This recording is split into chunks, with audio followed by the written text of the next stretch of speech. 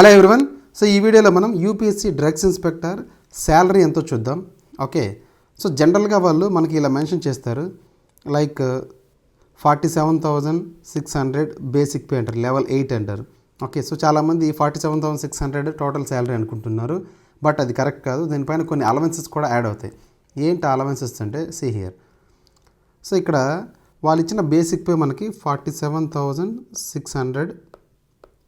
So దీనిపైన రెండు అలవెన్స్లు add అవుతాయి. ఒకటి dearness allowance, HRA house rent allowance. So dearness allowance అంటే బేస్డ్ ఆన్ ఇన్ఫ్లేషన్ బట్టి ఎవ్రీ 6 monthsకి ఒకసారి యాడ్ చేస్తూ ఉంటారు. ఓకే, సో ప్రజెంట్ మనకి యాజ్ ఆన్ December 2025 58% డిఏ ఉంది. సో 47,600 బేసిక్ పేలో 58% అంటే మనకి 27,608 వస్తుంది. Next house rent allowance. So మనకి 30% ఉంది ప్రజెంట్. ఓకే, సో బేసిక్ పేలో 47,600లో 30% అంటే 14,280 రూపీస్. సో టోటల్గా మనం నేను యాడ్ చేస్తే అన్ని, సో మన శాలరీలో basic pay plus DA plus HRA అని యాడ్ చేస్తే 89,488 రూపీస్ వస్తుంది.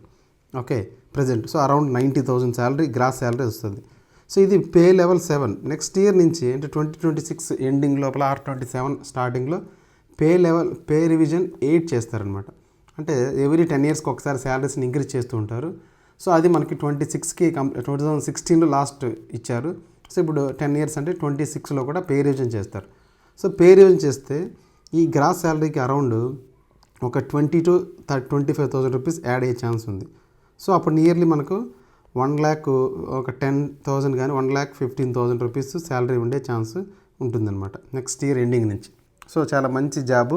ఓకే, సో వచ్చినప్పుడు తప్పకుండా మీరు జాబ్ని కొట్టండి. Okay, so I hope this is helpful. Thank you.